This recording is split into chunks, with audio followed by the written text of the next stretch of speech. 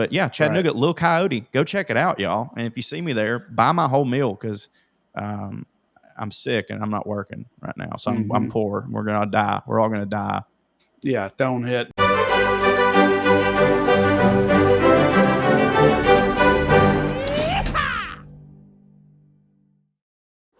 right, airheads, what's up? We're here. It's time. Cho's under the weather. Aren't we all under the weather all the time? A little bit, yeah. What is that about? I never if I was thought on top of it, it'd be wild. Yeah, what is that? I'm about to look up the etymology of that phrase. I think the origin, because even if the weather's good, even if it's hitting weather, you still are under it unless you Neil Armstrong, our pilot, Yuri Gagarin, or however you say his name. Yeah. By the way, they're not sponsoring monkeys they sent up there to die. I always, whenever we mention that I'm sick or something, I always like to get this out of the way real quick so people don't immediately skip the episode. I'm drugged up and feel great. Well, I don't want them to think like I'm just going to be going, they're not sponsoring this week, but I do just want to give a shout out. I was feeling horrible, but I was like, we got to do this podcast. I took me some of that Bub's creatine, had some of my supplements this morning. And I don't feel great, but I feel so much better than I did when I was just laying on my dog bed about to die. By the way, knock on wood.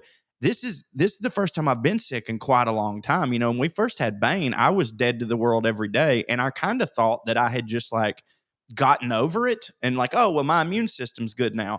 But I think what happened, Trae, I went to the Titans game on Sunday and I sat in a box, which means I was closer to what I think happened is I caught whatever our front office has that have made them so shitty for the last 8 years. I think I got Titan suckitis. I didn't know you could catch being a dumbass. Am I right? But apparently, narcissistic, egomaniacal dumbass.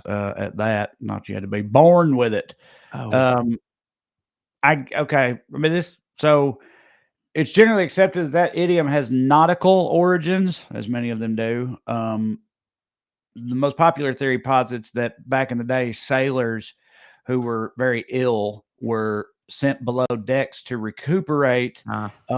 And apparently there was a specific part of boats at that time, maybe still, I don't know. I'm pretty boat dumb. I don't know about you. Yeah, surprisingly. At that time, at least, there was a part of boats called the weather deck or the weather decks. Yeah.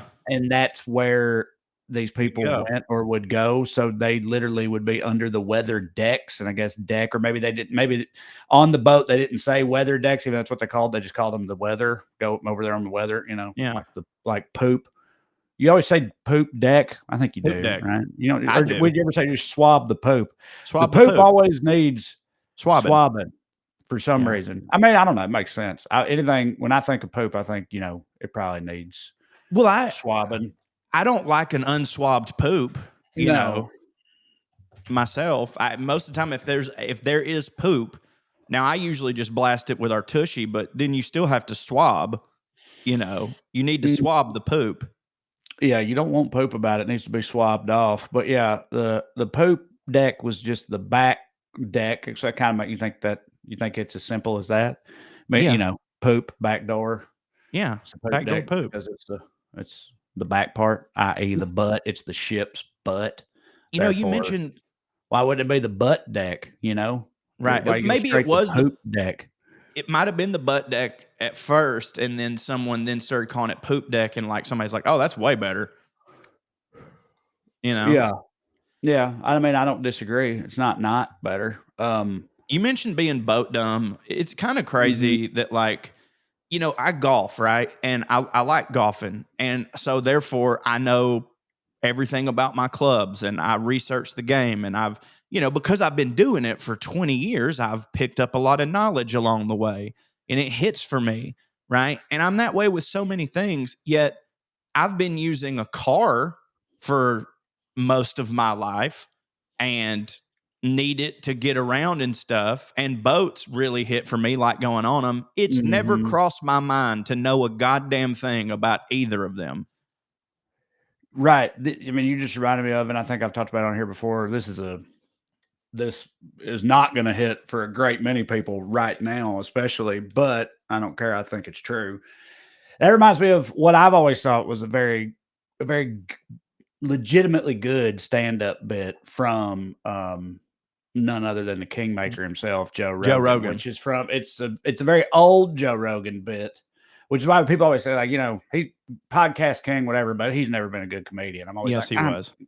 he's had some good stuff. He had a He special has. like 20-something years ago The Monkeys that one? when I was a dope smoker in college, yes, I fucking loved did I too. loved it. Thought it was so great. But the bit that I always remember from that was about what you just and it's funny because Yeah. it's like I bet present day Joe Rogan would probably like disown this bit. I Was it imagine talking about blowing people's mind, like going back in time with the cavemen or whatever? well, he was talking about how like um basically how important smart people are. He's like, it's just a Yeah. handful of like smart people, just like if it wasn't for them, we'd all still be butt fucking in caves. He was like Yeah. almost not, he's like if one day all of the actual smart people died, like 2 weeks, it'd be over. Like most Right. of us don't have a fucking clue. And that's basically saying like, trust experts and shit like Yeah. that. That's the Yeah. opposite of do your own research, is what I'm Exactly. saying. Yeah. And that's what he believed 25 years ago, but whatever, people change. But anyway, in the bit, part of it was like to prove his point, he's like, I've been a stand-up comedian for 20 years Microphones. already. And this is, and he's like,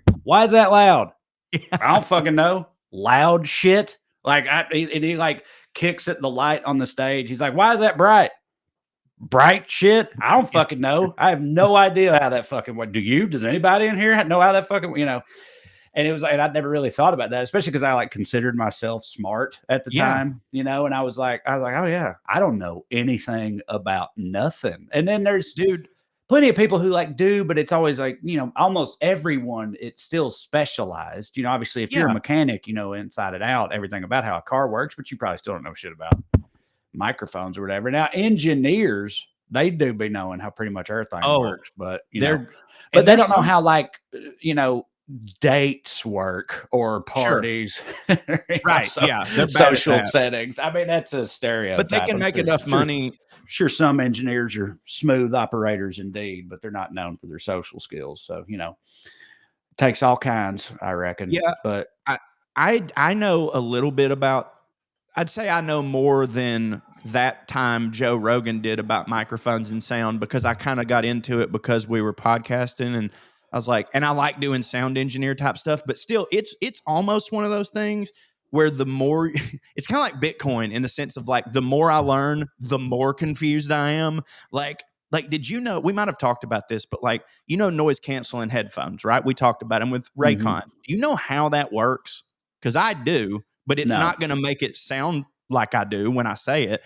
Okay. So you would think like, okay, noise canceling headphones work because they just block out the sound, right? But like, if you really think about it, you're like, well, no, that can't be it, because they don't, like, when I just have them on regularly, I have to turn them into noise canceling. So it's not just the earmuff part that cancels them out. That can't happen. So how is it? You're like, what it does, this is crazy. So a sound wave, let's say, looks like this, right? Right. So in order to make something soundproof, instead of blocking out the sound, what it does is it hears Plays everything the that's opposite happening, of the sound wave, so it cancels it out. Exactly. So if the sound wave goes like this, it'll do one that goes like that. Right. And they cancel each because other the out. opposites cancel each other out. But like, so that makes sense just, I guess, when you say it to me, but thinking about it, it's like, how the fuck is that thing on the fly duplicating? No, well, that's what I was about to say about you saying, no disrespect, but you're like, look, I know a little bit about microphones because I've gotten into it, and maybe you're about to show me. I don't know. But what I was about to say, what I'm thinking, like, understanding how to like take a microphone setup and optimize it and make it hit and all that is like one thing. Yes, But I like, agree. do you understand No. because there are physical parts, things that exist, which when put together, somehow I amplify and or record or transmit or all of the above sounds that we make. No. And I got nothing. Right. No I've idea. read it. Well, the thing is, I have read it, but it didn't make sense to me, and therefore I wasn't able to keep the knowledge in because none of the like what I just said to you, the only reason I can remember it is because it's just opposite. Like that was easy to explain. Like it does the opposite. I still can't tell you how that fucker registers all that stuff. And I do know TV, bro. Dude, fuck it, bro. Vinyl Over records. the air. Right. Vinyl. Yes. A needle hits these grooves, but how do you even carve out grooves in a way that match the fucking Fifth Symphony or whatever? Right. And then the needle plays over it and those vibrations make Beethoven. Right. I don't get any of it. Sometimes the older ones blow my mind more than the new ones. And I guess it's because you go, well, we only have the new ones because the old ones were there to give us something to play with and figure something out. But like, don't get me wrong, CDs blow my mind and stuff. But for some reason, it just looks so high-techy that I'm like, yeah, I can see how it's just, there's a file stored on there and it plays the file or whatever. But the vinyl record will not ever, and you can watch a million videos on how it's done. It's not that how it's done that blows my mind. It's that thing works. Like that when you do it, it works. Like it's plastic and it's just indentations and a fucking needle. How? Right. What about that? This came up in the thread the other day because Mark saw some Gen Z kid being like, what even is this? And it was that those aux cord to cassette adapters for cars. Like you plug an aux cord into an iPod at the time or an MP3 player, and then that hooks into a cassette tape, which goes into your 97 Civics cassette deck. And then you can play your MP3s on your old cassette deck to this cassette tape. But what the fuck is going on there? That those signals or whatever are transmitted through that cord into that cassette tape. I get that, but then it temporarily writes onto the actual physical tape itself. Because it has a tape in there. Right. It has but it doesn't run. It plays tapes. Right. So how does that work? I don't know, dude. I have no idea. I don't. It's all so astonishing. There's that one. Now it's reminding me of that other bit that Louis had about how everything is amazing. Flying through the sky. No one's happy. No one's happy. Yeah, right. Yeah, dude, it's all just so crazy. So we've talked a million times about how I don't give a fuck about cars and like new shit and stuff like that. A big example is that I was using one of those up until 5 years ago, those tape decks. Like I was still using that because I didn't have the interface and I was like, well, this will work. And I every day would go, how? And then there's another one that might be crazier. That it was, do you remember the FM AM transmitter that you could plug in? I have that. That's what I use right now. Yeah. So my Jeep is from 2012, so it's pre-Bluetooth. And it has an aux cord thing on it, but I think my port fucked up over the years. Yeah, they stay fucking up. So I got one of those FM transmitter things you're talking about, and that's what I use in my Jeep every day. Unless I'm wrong, what it does is you plug it into there and it's got this AM FM transmitter, and then you go to a station that ain't. You go to a station that ain't, which it's wild that there is ones especially that in Los Angeles. When I ordered mine, I was like, I don't even know if I'm going to be able to find a station that ain't because they all are in the LA. Because I thought they'd all be, but no, there's plenty that ain't. It has a lot to do with the fact that terrestrial radio's like half dead. That's true, but they had if it was in the heyday, I bet you wouldn't be able to find many stations that ain't in LA or New York. But now, as it stands, 102.5, that's the station that ain't here in the San Fernando Valley, at least. I always assumed that when a station weren't, it's because it couldn't. It's like, I think any of them can. I guess. Clearly they can, but some won't or don't. Because what the thing you're talking about does is it makes it be when it makes it be. You're listening to your shit, but it's on a station that ain't. Right. And it's coming directly into your antenna, but like hypothetically, because it's coming into your antenna and that can obviously get interference. If the person directly next to you in traffic decided to put it on that same station that weren't, would it? I think so. It would briefly, because what also does happen is, like I said, I live in the Valley. When I drive myself to LAX and I'm listening to my music on my FM transmitter, so I'm using the station that ain't in Burbank, but LAX is fucking all the way on the other side of the city. By the time when I get close to LAX, suddenly that station is now, right? Right. It's no longer a station that ain't. Right. And it starts to cut in to my hits, and I have to like change it or turn it off or whatever. So I'm assuming if you were close enough to another vehicle that was on the same station that ain't, it hit their antenna too, and they'd pick it up, That's wild. albeit briefly. Which that is also wild because it's like what is in the air that's doing that? Right. But it's like is RFK right about some of it? Like, you know what I mean? I don't is know. some I mean, yeah, but butthole like surfer song giving me cancer through your thing? Radio's been around for like so long, but like, right. Again, that's crazy. Over the airway, like frequencies or whatever are transmitted through the air that are then picked up and turned back in real time, essentially. I know. And they've done hundred music years. To fucking plays, books, fucking people talking, whatever. Like it's pretty bananas, you know. Like to me, arguably, what we're doing right now, well, no, I mean the fact that me and you are live streaming on video with each other, and we're not live streaming, but we could be. That's definitely we crazier. are to each but other. I mean, like a podcast, meaning we're recording this conversation, and then that becomes a file, and then a person downloads it, and then they access it, and it's like that's almost less wild to me than I know. That's what I meant. Like now, I guess it's because we've advanced so much that the stuff is more simplistic because that's just, that's how that works. You do anything long enough, you figure out the fat to cut or whatever. But like, that's what I mean with the old ways of doing things. It's like, I know because they did those crazy things, I get how we're here now. I just don't get how it ever were. I don't get who the fuck. Dude, sometimes I think of like the first person to ever pick up a tomato and eat it and what a gamble that was, or mushrooms or whatever. But then it's like, who you can't accidentally, because a lot of inventions comes from we noticed a thing, right?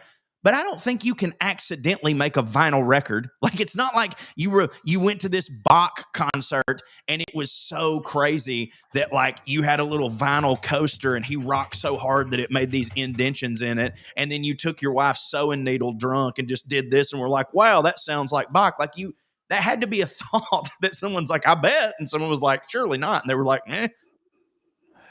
Yeah, I mean, it was that motherfucker Thomas Edison, wasn't it? Or at least he stole it from somebody good. Yeah, I'm about to say at least he claims as much. Yeah. I don't know, who he took that from, but it's wild. That's also him, isn't it? Like, I think so. Yeah, the sonograph or the phonograph. Yeah. And dude, think about the old player pianos from the fucking Wild West days. You know what I mean? And it was a sheet of paper that had holes punched in it, like how you used to vote. And it would run through the thing and it would tell this, hit this note. Ding, ding, ding, ding. Like, imagine being a prairie boy and you've been out in the woods for 10 years. And then you just walk up to a bar and you see a piano playing itself when you've heard nothing but ghost stories. Like I'd freak out. Right. Yeah. Yeah. It says in 1877, Thomas Edison invented the phonograph, which etched sound recordings onto phonograph cylinders. It was those little cylinders first. And it says that Edison's phonograph could both record and reproduce sound via two separate needles. But that don't tell me nothing. Like, again, how does he's got a little wax cylinder. I was going to say it's hooked up to a piano, but what the fuck? How the fuck do you mean? Hook up? Right. Yeah. Like, what does that? Do you just play the piano close enough to it and somehow this thing can hear frequencies a piano, right? And that moves the needle, which etches that. Maybe that's where that phrase came from. Onto moves the needle, right? Yeah, moves the needle. That really moves the needle close to home. Dude.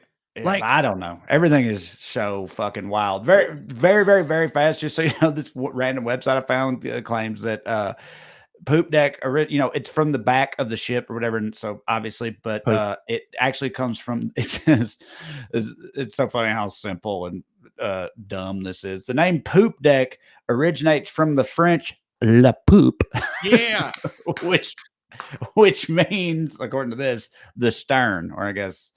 the back. Let's stay on Edison for just a brief second, Yeah. because I want to point out something that I think Drew used to have a bit about it, semi on like behind the music, how like used to rock and roll stars, like there was an air of mystique about them.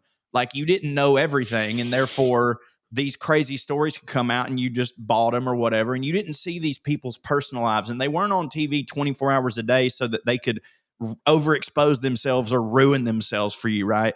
And Edison, like, one of the craziest things of realizing as an adult is like, oh my God, Edison he was more like Steve Jobs than he was, an act. Like, what I mean by Right. that is he Or Elon. acquiesced. Exactly. So that's my point. He acquiesced a bunch of things and his name was on it, but he was really like the brand, right? Yeah. But Right. because you didn't have all that information back then, for a millennia, it seems like Thomas Edison was just this singular genius talent. We didn't know anything about Tesla, none of that. So it's like, I don't think we're never gonna have another one of those dudes, because when Elon first comes on the scene, you think he's that, but then you get all the information. He stays around a long time. He's very public, so you can see like this guy's a dumbass. That's his fault, though. I agree. Even The in the world Jobs we live too. in, I don't think that had to be the case for Elon. Elon, again, people we've talked about before. I was one of these people. People bought into the whole he's real life Tony Stark thing.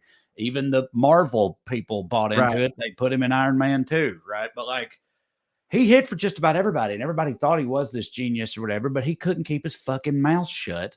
And it's Right. like if he just hadn't done that or been that Right. way, I think he'd be totally fine. He'd still have that mystique. What I'm about to say, I don't know how accurate it is at all. Because I feel like the internet just swings, it swings like this back and forth on pretty much anything. But lately, I've been saying the sentiment that, like, so essentially, you grow up as a kid in America, at least if you're our age or older, being taught Thomas Edison, one of our great early geniuses, right? One of the great American geniuses ever. Invented all these things, light bulb, phonograph, all this shit. He hit, right? Then, somewhere along the way in the internet era,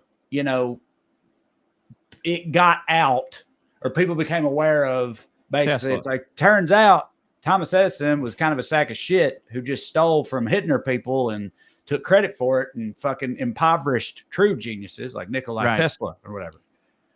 And that becomes like part of the zeitgeist or the ether. Right. Everybody kind of, all of a sudden now everyone knows that.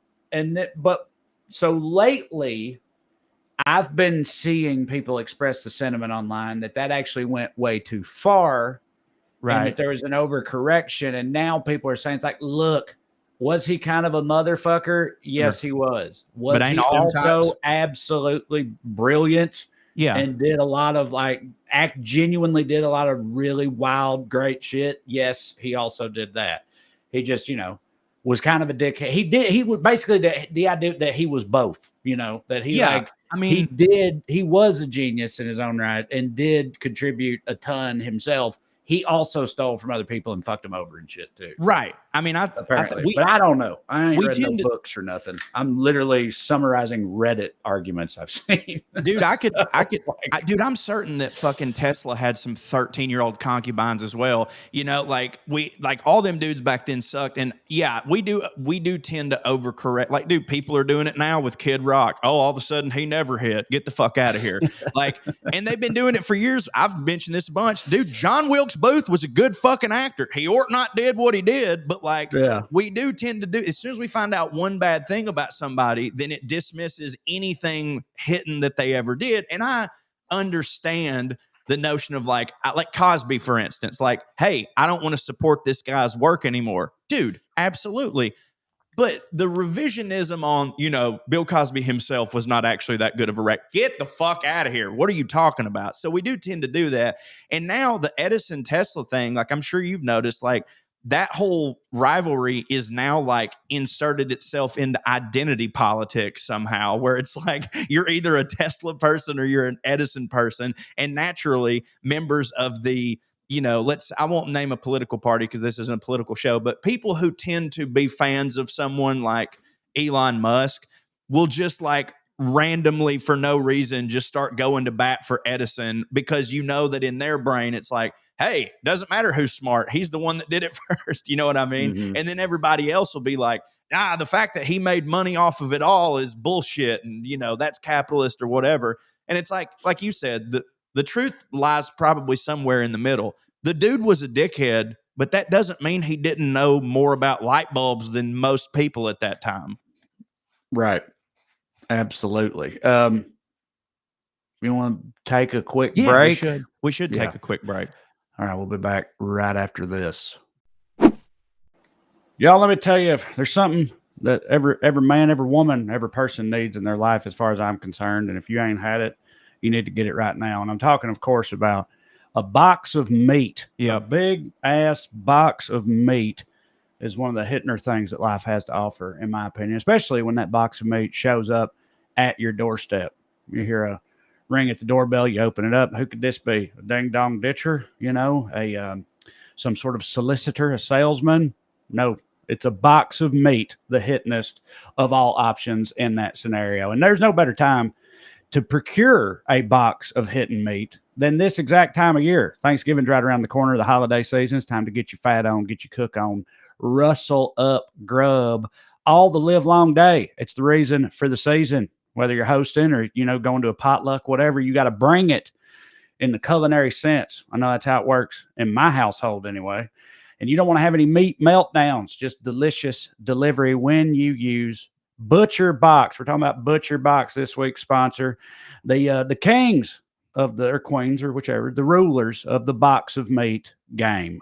Butcher Box delivers over 100 premium protein choices straight to your door, including 100% grass-fed beef, free-range organic chicken, pork raised, crate-free, and wild-caught seafood. For nearly a decade, Butcher Box has led the industry with meat and seafood that's antibiotic-free, hormone-free, and independently verified. It's a cleaner, more trustworthy version of what you'd find at the grocery store, and it's delivered right to your door. Every product meets the same rigorous standards, whether it's filet mignon or chicken nuggets, whether you're hosting for the holidays, meal prepping throughout all the chaos, or just feeding a family with picky preferences. Butcher Box offers fully customizable plans that fit your needs and your schedule. Cho, tell us about your box of meat.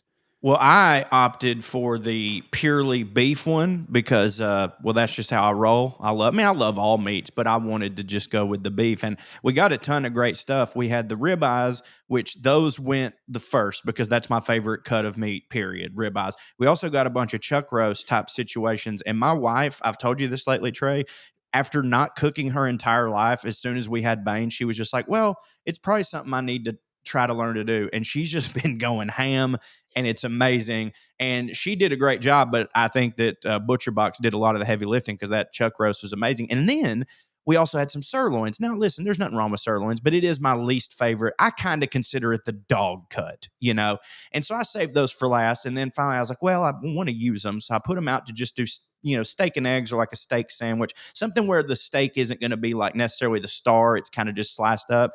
And dude, I don't know if I don't think I've just all of a sudden started loving sirloin, but Butcher Box made me go, oh wait, if it's really good sirloin, then it's gonna hit. And they are a certified B Corp, so Butcher Box is committed to high standards and how the animals are raised and how their team supports their workers and reduces their environmental impact. So like, it's as conscious as you can be while still eating meat, which I really love. Plus, every single box ships free, always, and includes member-only perks like recipe inspirations, which I don't need, but it's nice to have, tips, exclusive deals to help you make the most out of every meal. As an exclusive offer, our listeners can get the free turkey or ham in their first box or choose ground beef for life. That's for life, plus $20 off your first order. Go to butcherbox.com/POA to choose your offer and get this limited time deal with free shipping always. That's butcherbox.com/POA. Don't forget to use our link so they know that we sent you. And that link will be in the description of the podcast. ButcherBox, for real, they're awesome. Meat hits, you hit, combine that, and it'll hit, right? We'll hit. It's fall, y'all, hitting this time of year, if you ask me. Fall always feels kind of like a reset. They got kids are back in school, routines getting busier, the days getting shorter. It's hard to find time to cook. It can be tough. I always try to find time to cook myself, but even I'm not going to cook each and every meal, I feel like that's asking too much. And that's exactly why I love Factor and have loved them since they came into my life probably 3 to 5 years ago now. Became an immediate subscriber and have remained so ever since because I like what they're about. For me, Factor hits because, again, even if you love cooking like I do, you just don't always have time to do it. And when you don't have time to cook, like at lunchtime or something, you've only got 15, 20, 30 minutes. You still don't want to eat just straight trash if you can help it, but that's hard to do. If you want quick and convenient, it's probably not going to be good and nutritious also, right? Well, not so fast, my friend, as Lee Corso would say. Hey. That's why Factor is here. That's what they do. Their chef prep, dietitian approved meals make it easy to stay on track and enjoy something that's comforting and delicious in a short and convenient amount of time. So it doesn't matter how hectic your season gets, they got you covered. And now Factor has more variety, more meals. You can choose from a wider selection of weekly options, including premium seafood choices like salmon and shrimp at no extra cost. Factor supports your wellness goals because they have GLP-1 friendly meals and new Mediterranean diet options that are packed with protein and the good for you kind of fats. They got global flavors over there. You can get Asian inspired meals with bold flavors influenced by China, Thailand, and more. For more choices to better nutrition, that's why 97% of customers say that Factor helped them live a healthier life. Feel the difference no matter what your routine is. Like I said, Factor hit for me out of the gate. It hit for my wife, Katie, out of the gate. It serves a very valued and appreciated purpose in the Crowder household. I like what they're about, and think y'all will too. So if you haven't tried them before, if you haven't done it before, it's time now for you to eat smart and go to factormeals.com/POA50off. That's POA50 off. And use the code POA50off to get, you guessed it, 50% off, half off your first box, plus free breakfast for 1 year. That's code POA50off at factormeals.com for 50% off your first box, plus free breakfast for 1 year. Get delicious, ready-to-eat meals delivered with Factor. Offer only valid for new Factor customers with code and qualifying auto-renewing subscription purchase. Factor, they hit. Trust me. They do hit. I like them. All right, we're back. You said something in one of the ad reads this week. I don't remember which one it was that made me think of a subject I want to bring up. Where are you at on? What do you know about millennial gray? Millennial gray.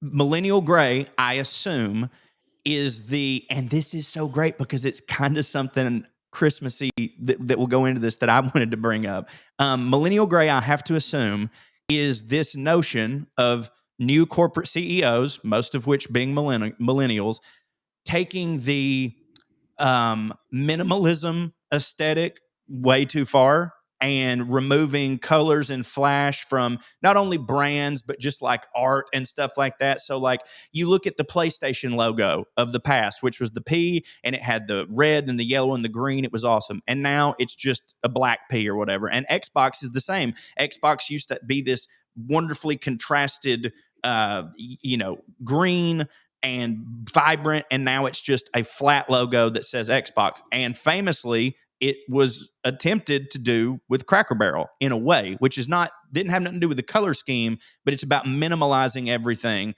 and lowercase letters and just no color. Is that it? Well, I feel like you're talking more specifically about just like minimalism or corporate minimalism or whatever. Millennial gray is definitely part of that. Millennial gray specifically, it started as an interior design trend and a TikTok trend or whatever. Someone pointed out one day, it was like, has anyone noticed that like everybody's houses and shit now, it's just all shades of this one color of gray or whatever. Yeah. And then that became identified as a millennial thing. It became millennial gray. And then people started putting a hashtag on it and showing their own houses, all of which were gray. Now, we didn't plan. The house that we bought last year in April had just been redone. And just because it's the style of the time, they did it in millennial gray, basically. And I don't really give a fuck either way. But so like my house be millennial gray, but it's like, and yeah, but it's related to what you're talking about too. And just like our bedroom is, now that I think about it, the absence of color and everything. And we're like, another thing I noticed, and you probably already have noticed, or maybe we've already talked about it, but not on here. But I've pointed out to other people like Donnie and people like that. And they've said to me afterwards, like, dude, since you pointed that out to me, I can't not fucking see this everywhere and be bothered by it. But we relatively recently, like 6 months ago or something, went car shopping for the first time in a long time and ended up with a goddamn gray car. That's what Katie wanted, whatever. But I was asking for like color options, and they were like, well, if you want that one, we can like get one here, but you'll have to wait 3 weeks because we have to get it from like we don't have one available in that color. We do have black, white, and gray, and whatever. And then what I then noticed and looked up and found out is like, dude, it's all about the resale market, isn't it? People just don't. You just take it for granted. You don't really pay attention. But if you're out driving around a lot anywhere in this country, or maybe in the world, I don't know, but I know in this country, start paying attention. I'd say 85+% of the cars on the road right now are somewhere on the gray scale. Right. And it's that matte gray. It's like, our Santa Fe is literally matte gray. But it's they're like, dull. and it's like, but it's so, so I'm including black, white, gray, anywhere in that, no color, no red, blue, green, none of that. Again, they exist, but just pay next time you're on the interstate and it's like busy or whatever, like just look at all the cars. 10 to 15% of them maybe will have any color at all. And other than that, they're all just totally monochromatic. It's all the same thing. And they all look the exact same, like shape-wise. That's also true. Again, robbing a bank now would be easier than it used to be. I've heard before that safety regulations. Yeah, that the main reason that so many cars like look basically the same is because of they finally optimized automobile safety. So there's only a couple of ways you can even design a car and still be safe enough for people to be willing to buy it. And so that's kind of like that's like whatever. SUV's whole selling point most of the time is to moms and no, I mean, that was so like, that I guess kind of can't be helped. But the color part is like that could be different. But it's like I wanted to red. There was a Santa Fe has a sweet red that they offer, and I was like, red hits. Let's get that. It hits, and Katie just wouldn't fucking have it. And so now we have a matte gray one, but it's like there's just I don't know.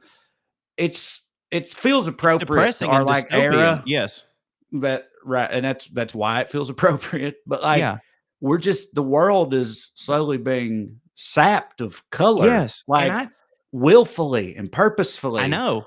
And it's strange. Again, it is kind of fitting, but in a but be the change you want to see in the world. Like don't hit, I know. Like I already thought whenever I get my next car, like whenever the boys are old enough to drive, and I'll just give them the Jeep probably, and I go get myself something. Yeah, it's gonna be colorful. Red, probably. It's gonna be some kind of color. It's not gonna be black, white, or gray. I already know that, but anyway. Well, it sucks because the world is dystopian and also looks it. And like maybe people are just like, we don't deserve colors and stuff like that. But like, I truly believe in like not fully The Secret, but like, obviously I have depression and I can't help that. So when I'm in the throes of depression, please don't say, just smile. Everything will be okay. Cause it won't be. But there is something to when you wake up, you can decide to try and have a good day. Like you can go, hey, I'm going to give it my shot to be in a better mood today. And, they say like if you fake smile for long enough, it will technically kind of make you happier, And I think that we should be surrounded with more colors. And I think that we should don't let society reflect what society is. Let society reflect what you want society to be. And I'm not saying that different colored cars on the interstate is going to solve all of our problems. No, but it might make people in a slightly better mood. And I think when you're in a slightly better mood, you work to capture that and hold on to it. And if you're in a better mood, you're going to do better work and you're going to be nicer to people. And so like, I'm not saying it starts and begins with the cars, but I think it's all of it. Like the buildings look exactly the same. When you go into a Panera Bread, it's a fucking hospital. It's horrible. Now all of a sudden, everybody thinks that having colored Christmas lights is tacky, right? Well, I say be tacky. Okay, I say first off, it's not. It's just how it should be. But it's colored vibrant. Christmas lights they hit harder. That's another argument I've had with Katie for years. She listens to this show, so I hope that she listens to this episode and hears all this because she knows this has been ongoing. And I say argument. I've of course long since lost. You bitch once and then you go for on 15 straight years I've lost. Like the lights are always just white, but I hate that. I'm hate white it. trash, but I grew up with all colored lights, and it's like, Yeah. they're just better. They're They just are way better. better. They're It's way more fun. festive. Yeah, right. It's fun. I've told this to, and please understand I'm saying this with love because it's one of the reasons that it's going to sound like I'm shitting on my wife, but these are actually things I love about her. Apparently, any Christmas is the only time when she's not just a tacky, gaudy, just distasteful piece of shit. Like usually Amber is very Panama City Beach chic. Like think we have fridge magnets, we got all sorts of doodads that are all colorful and stuff, and she has the taste of like a Pinterest, like no, Pinterest is getting a little millennial gray, but you know what I'm saying? Like her aesthetic is normally more Lisa Frank, vibrant colors, neon Yeah. Miami stuff. But then at Christmas, when it's supposed to be festive and colorful, all of a sudden she's just like, it needs to be white because that's more classy. Fuck classy. What do you mean classy? This is Christmas, Right. man. I want it to be fun. Yeah, no, I know it don't hit. And I haven't said all that with cars, logos, brands, and decorations and Christmas lights and all that. I'm 100% with you. Where I know you still keep it real on that front, and I diverge is sartorially speaking, clothes, period. Yeah. Like my wardrobe is very monochromatic, and it's just that's classic. That's fine. Yeah, I don't know anything about clothes. I don't know what hits, and I don't have the sartorial confidence to go with like loud, wacky ass colors. So I just stick to like black, gray, green. As everybody knows, it's long been documented here in the Skewniverse. When I find a shirt or something that hits for me, I then just wear that all the time. So, but generally, yeah, I agree. I like flashy, colorful stuff. Speaking of which, so this sweatshirt right here, you see it's a Georgia sweatshirt. It's got a duck on it, right? And the duck's wearing a Georgia jersey. Well, Amber was ordering this sweatshirt for her brother and her dad, and I saw her do that, and I was like, I said, get me an XL. She's like, I wasn't getting you one. And I was like, okay, well, why? And also just do. And she's like, why would you want that? And I was like, what do you mean? Like it's Georgia. I'm a Georgia fan. It's got a fucking duck on it or whatever. And she's like, yeah, but you don't hunt. And I was like, okay, but this is an alive duck. You know what I mean? Right, like this isn't a lot. Like, yeah, okay, I would understand if this duck had been like JFK brained and there was like Georgia blood on one side, which by the way would still hit for me. And I'm not wearing public, but I was like, what? Like, so you can't like alive ducks if you don't hunt? Like, for the record, love ducks, love eating them. My father-in-law does all that stuff. So when you see this, did you first think like hunting? No. Me either. No, not at all. I mean, now that you've said that, like, sure, whatever, I get it. But yeah, but not again, it's alive. Yeah, it's a duck. It's a duck. Yeah. But yeah, Was duck head? Was that hunting? See, I don't think so because they made like polos and stuff. Yeah, right. Yeah. Remember having a duck head? They still doing it? I think we they talked are about this before because I think that was maybe the same early episode where we also looked up like Big Johnson, and they're now selling like shirts where Trump is ripped and has Tupac's tattoos. Yeah. Or whatever. Remember that? Yeah. Oh, hey, actually, that might not have been Big Johnson. That might have been Dixie Outfitters or one of the two. But either way, whatever. Dude, speaking of ducks, I know we've talked a lot about Michelin star restaurants on this show because, I mean, they're fancy, and why wouldn't we talk about them? But we've always thought it was funny, like, oh, that is the same company that makes tires. That's so crazy. I'd never thought about, and if I did learn this at one point, then I completely forgot it. But it actually makes the most sense in the whole world when I know why. It's because I thought, didn't we cover that when if we did, I was drunk. If we did, I was drunk. Because the other day they were like, they put out a magazine because they wanted to get people to drive. People driving, taking road trips. So here's where you stop when you drive, because if you drive a lot, you need Goodyear tires. Yeah. Or Michelin tires. Sorry, Michelin tires. And so right, yeah. It does actually make sense. But it it's makes funny so much sense.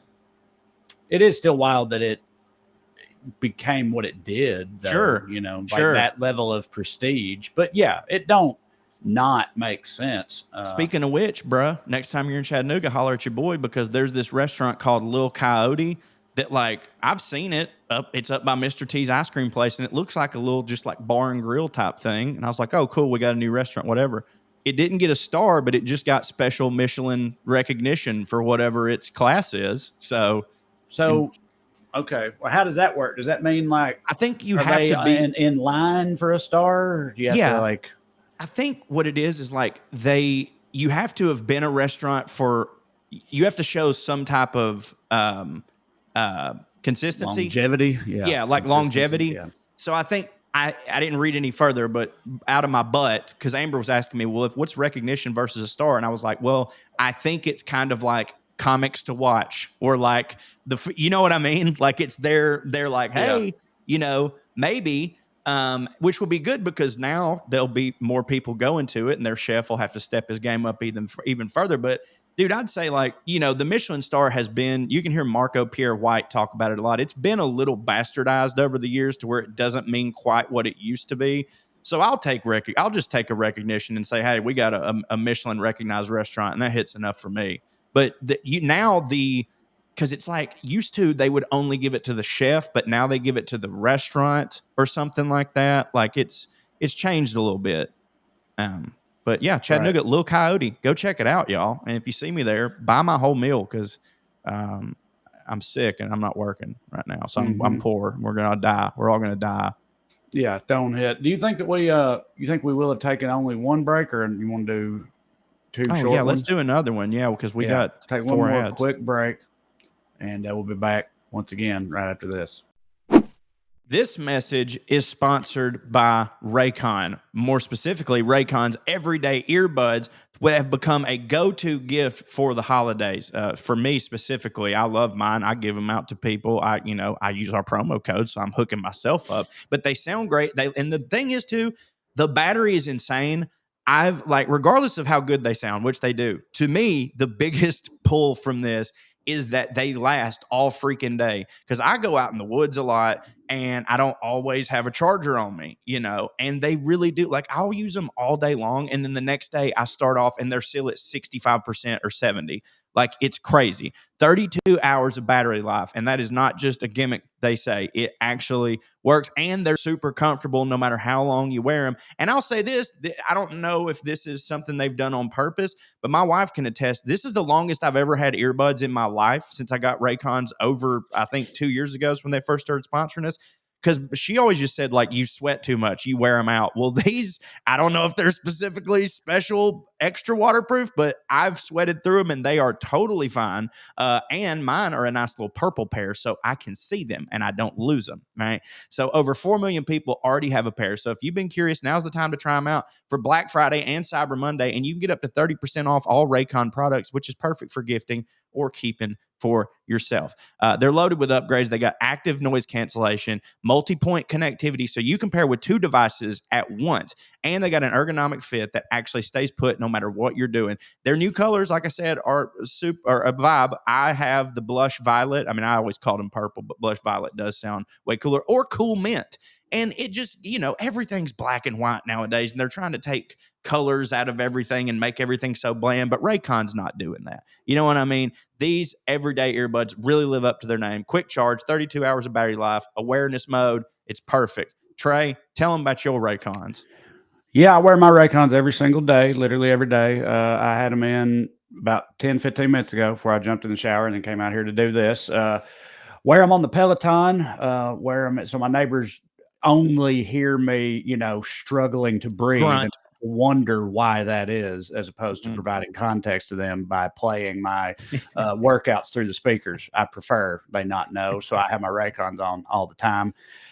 It's an everyday thing for me, my Raycons. That's how much I think they hit. They've got a quick charge. You can charge it for 10 minutes, and it gives you 90 minutes of playtime. but there's up to 32 hours of battery life with the case, the charging case that they come in. They have an awareness mode, which is perfect for when you're walking the dog or running errands, so you can stay tuned into the world around you while still, jamming out.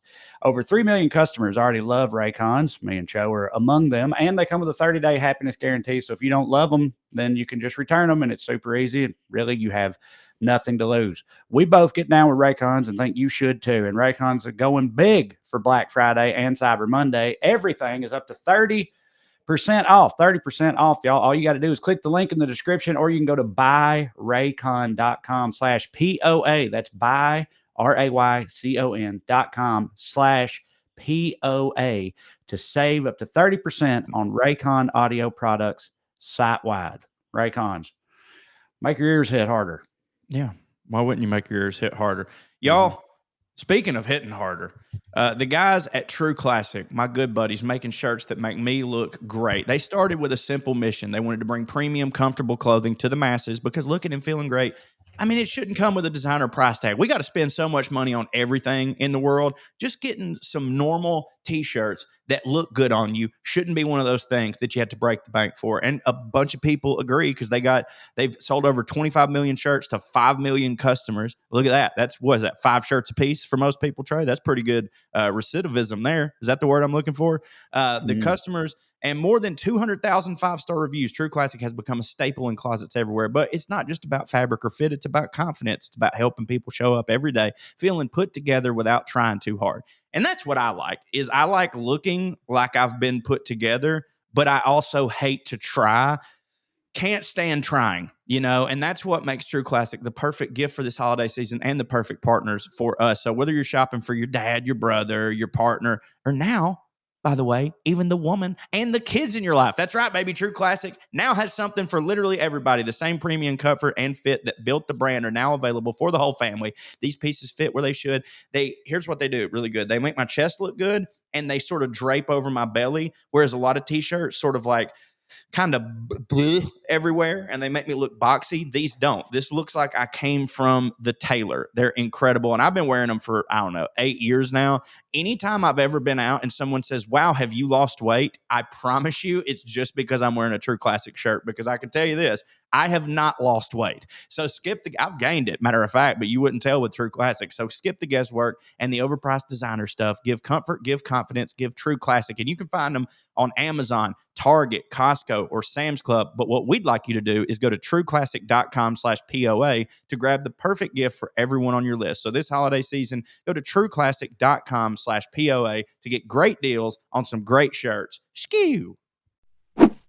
And we're back. So on a previous episode, something made me think of this as a future topic. So I looked it up, but I've been disappointed. So we'll go through this quickly. I could try to find other examples. I can't even remember what you said last week or the week before, but basically the idea of like songs that don't mean what you think they mean, or people think they mean. So I tried to get like a good list of that. And I found this article from ask.com. It's 33. Some of these songs I don't know, so we're not even going to get into. But like, I'm betting that you in particular, but also most people will know most of these, right? Yeah, I stay knowing stupid stuff. All right. So first, I myself have given this fun fact drunk at a bar I don't know how many times. Closing Time by Semisonic. Yeah. Pregnancy. Is actually about, the impending birth of the front man's first child. Makes the song hit a lot harder. Even though the song already hit, once I learned that, I enjoy that song a lot more, especially now as a father. Yep, I agree completely. Let's see. Like a Virgin by Madonna. Oh, I'd heard this one, but I can't quite remember, because I remember there was obviously when that song first came out, every stand-up comedian, especially on, Def Comedy Jam, was just like, bitch, you telling me you ain't ever fucked? Shit. Madonna, pointy ass cone, titties having bitch. Mm-hmm. Paraphrasing, but something like that. Yeah. But then she came out and was like, well, actually, that's not what the song is about. It's a double entendre or metaphor for.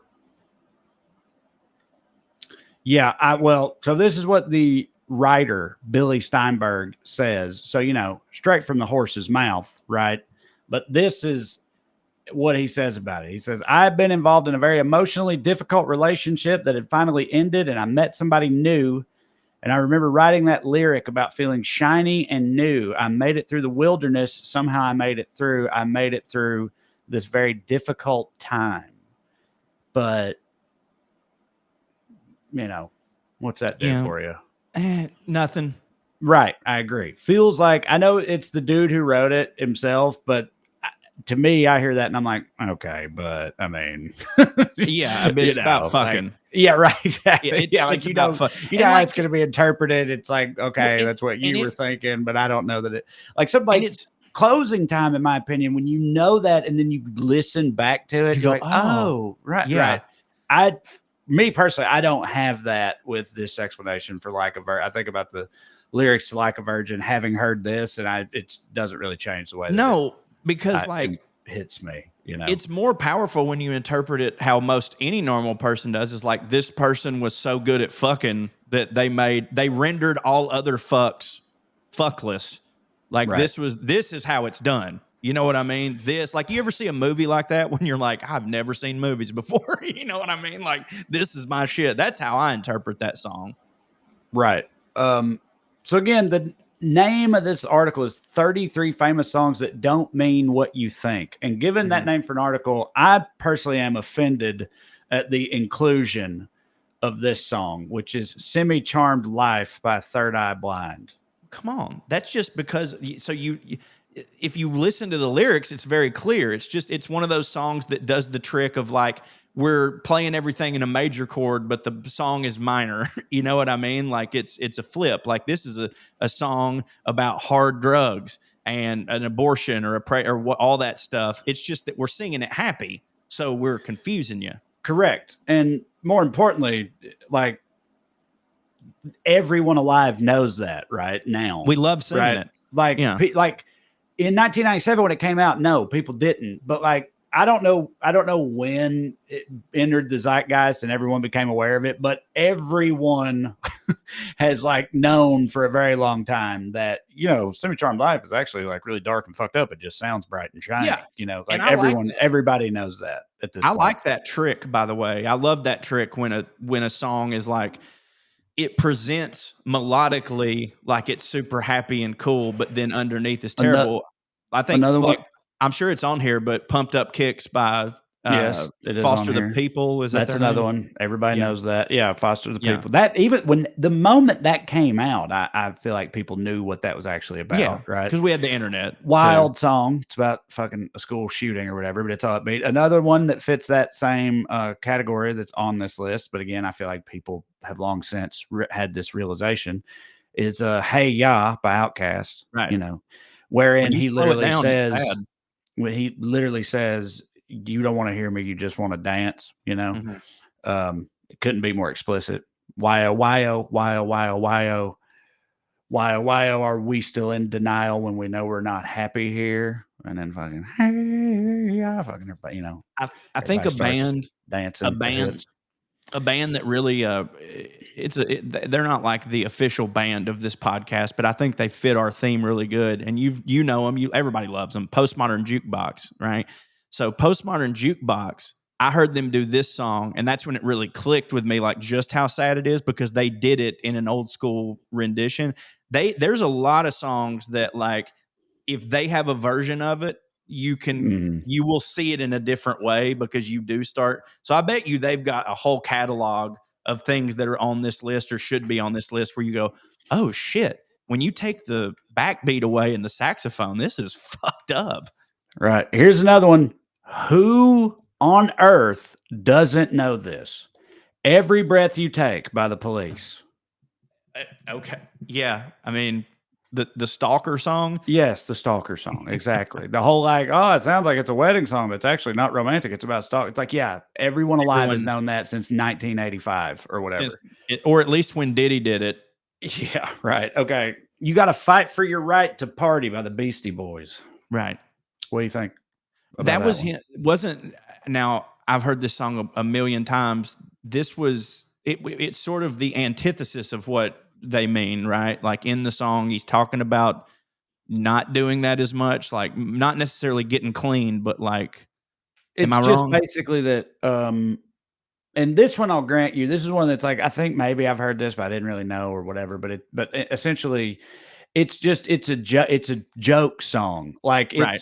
the Beastie Boys wrote that song to make fun of, Party anthems. party anthems at the time, like fucking Smoking in the Boys Room and Yeah. I Song Wanna hits. Rock It. They thought all that I mean, the song does hit, but Yeah. at the time, they thought all that shit was Yeah. stupid.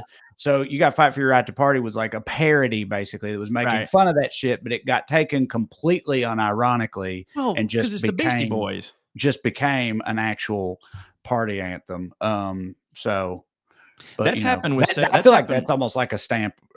I don't know if it's of approval, but it's like that's its own kind of hidden thing to have I agree. accomplished. I feel like because it's like very famously, Didn't "Born in mean the to make a hit. USA" is on this list. Bruce Springsteen, Right. "Born in the USA," which like That's only because people are which idiots. Reagan Republicans, don't at all understand, and everybody Right. else knows that. But like that's the same type of thing.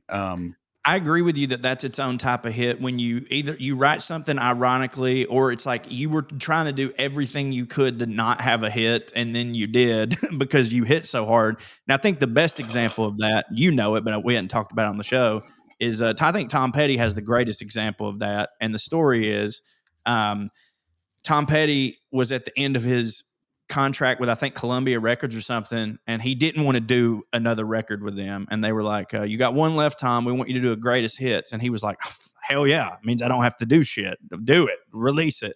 And they were like, "Okay, but we need you to write a song for the record." And he's like, "What do you mean write a song for the record?" They're like, "You have to write a new song for the greatest hits, so we'll have something to promote." And he's like, "How can I write a song and put it on the greatest hit when I don't know if it's a greatest hit?" A hit, And they were like, "Well, you got to do it." So he's like, "All right, let me shit something out real quick." And that song was "Last Dance with Mary Jane." Right. Yeah. Incredible. Right. Plays one of the hardest hitters of all time. But let's see. Tutti Frutti by Little Richard. I've heard this Butt one fucking. before too. Butt fucking. That's right. Except I would argue this one kind of doesn't count because they made him change it. Like Right. it very explicitly was about butt fucking Right. originally. What were the original lyrics? Tutti Frutti, good booty. Yeah, right. If it don't fit, don't force it. You can grease it, make it easy. So Yeah, but then he changed it to Tutti Frutti. Oh, Rudy. apparently, Right? well, that's what I always thought too. But this says that it's Tutti Frutti all Rudy, which Ew, I that's don't know if gross. that's supposed to mean like Rooting around in there. all. Anyway, whatever. But The so bottom yeah, pig. but that's one. Yeah, Pig Bottom. Yes, Yeah. Little Richard, famous Pig Bottom. But all right, Blackbird by the Beatles.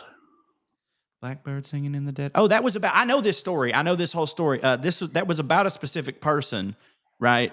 No, it was about black people, and it was about black people in the civil rights movement. Yeah. Black women, apparently, specifically. Drew hates that I know, song. and I about to say that makes the Drew story so much funnier. Tell it. Because so like if you've been a denizen of the Skew universe for a long time, you definitely know this story. But if you're newer, you may not, or you may have forgotten. But when we were on tour years ago, we were in, I think, Orlando. So we were in Orlando because my mom was there. And we went into like a Bahama Mama. Is that what they're called? Or Bahama Breeze or Bahama? One of them. Bahama Mama, I think. It's like a beachy little chain down there in Florida. We went there for brunch. Yeah. Went there at brunch with Corey's mom, and we walk in there in Orlando. And as soon as we walk in the door, there is by the way, a black man. A black man with an acoustic guitar playing brunch music. And he's sitting right by the door. And we walk in, and he's singing Blackbird Singing in the Dead of Night. And Drew immediately yells, "Oh, God damn it." Literally, like, I heard him. Of course, the guy heard him. How can you not? He's standing fucking 3 feet away from him, dude. He might as well have yelled it in his ear. God. And not only did the guy hear him, but everybody in there stopped and turned and looked. Dude, your mom was so mortified. She was like, "Oh yeah, Jesus Christ!" Family restaurant. Everybody heard it and turned and was like, "What the fuck?" Including the guy he kept singing, but he looks over like, "What the fuck?" And it's so funny that, especially the context of that is a song about civil Right. rights that was being sung by By a black a man. black man, trying to live his dreams, and Drew just utterly disgusted by it. There's no And let situation. everybody know. There's no situation in what Drew did is a good thing to have done. But like, if it had been like Wonderwall or like, John Mayer's "Your Body Is a Wonderland," you could at least everybody would be like, oh, or "Rock Me Mama" or whatever. At least you go, okay, I get it. But I've never heard anyone go, "Oh, God damn it," to a Beatles song, especially Right. Blackbird. Yeah, right. I know. What a racist piece of shit. Drew, so racist. I'm so glad he died last week. Everybody and knows come it. back. Rich Girl by Hall & Oates. This is another one that feels a little, little tricky to me. Yeah, I'm certain that I've heard this at one point, but now I can't even think about what it would be because it seems pretty on the nose of like him talking about a rich girl. I'm sure it was the producer's daughter or something. So the only thing about it is it is about a real person, but the real person is a guy. And the first lyric, and it was a song written to shit on that guy because that guy didn't hit for them. And the guy in question knew and knows that the song was written about him and now he's a spoiled little bitch, basically. But the lyrics of the song were initially it was rich boy, like it was but then they thought they are the record label or somebody thought that girl sounded better and would do better, which hard to argue with. So they literally just changed the word boy to girl. It also their first number one single, or at least really? I don't know if it was first, but it was obviously one of their many number one hits in 1977. But those 77 dude. I was about to say, not only does Rich Girl sound better, and like, look, I'm not like, I'd love songs about dudes singing to dudes. There's the Milton Johns like that, but like, you can't be just coming out like you're two straight dudes. You can't be having a song where you're singing to a boy. You know what I mean? In 1977, that don't hit. If you're not gay, if you're gay, it's fine, but they're not gay. Well, even like, again, it's like it's a critical song, so it's almost like making fun of a said boy, but still the like sort of tenor and melody and everything and mood of the song is such that it definitely would play a little weird or differently. This one's kind of fun and funny in my opinion because I didn't know this one. We'll see if you did. Total Eclipse of the Heart by Bonnie Tyler. No, I got no, I don't think so. I'm looking through it. Of course, I know that song. Everybody knows this song, but I'm looking through the lyrics right now to see if I see this. Let me see together. So Bonnie Tyler says, it was written by a man named Jim Steinman. Is that the same guy that wrote Like a Virgin? No, that was shit. It wasn't. No, okay. I mean, it was another something Jewish, name, but it wasn't literally the same guy. It's fucking god damn it, Billy Steinberg. Billy Steinberg was the other guy. But anyway, this is Total Eclipse of the Heart writer Jim Steinman says that song's about vampires. Okay. Apparently so much so that it was like that song was written to be included in at the time musical version of Nosferatu that was being made for Broadway. That song was written for that musical, and the original title of Total Eclipse of the Heart was literally Vampires in Love. It's a good change. It's a good change. It's like the one I was going to bring up that's not on there, not on this list, because like I said, to me, it's similar to like Take Your Breath Away by Berlin. No, what's that about? Like, I think they wrote it about a dude. Or a dude that got shot on TV or something, or it was something like that. Yeah. But no, this one almost doesn't count because it was originally written differently, but it was changed, so no one ever heard that version. But the song Maniac, was originally literally about a maniac murderer. Yeah. She's a maniac, fucking dancing on the floor, dancing like she's never danced before. Yeah. The original lyrics were like, he's a maniac. He's a maniac. Oh, for sure. He'll kill you and nail your cat to the door were the original lyrics of that song. And so he turned that in and the label was like, what do you think? What do you think? What do you think if we tried to make this like a dance thing instead? Something that would sell.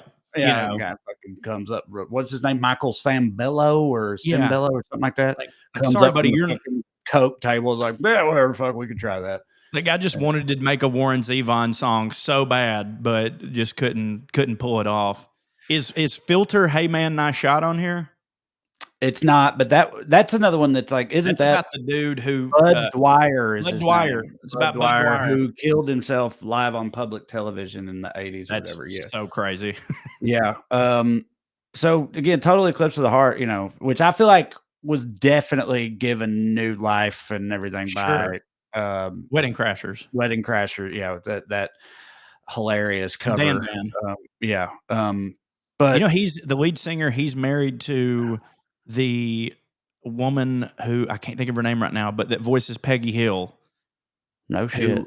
who was in Hocus Pocus or whatever. Yeah, the Dan Band dude. His wife hits way harder than him, but I can't think of her name right now because I'm an idiot. So there's a little something in here. If you hold me tight, we'll be holding on forever.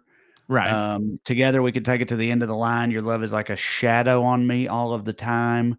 I don't know what to do, and I'm always in the dark. Forever is gonna start tonight. He's gonna bite her. Once upon a time there was light in my life, but now there's only love in the dark. There's nothing I can say to Total Eclipse of the Heart. So if you're watching there's a little bit in there. Yeah, if you're like watching a vampire exactly musical and that they sing that song, yeah, it's it's gonna play.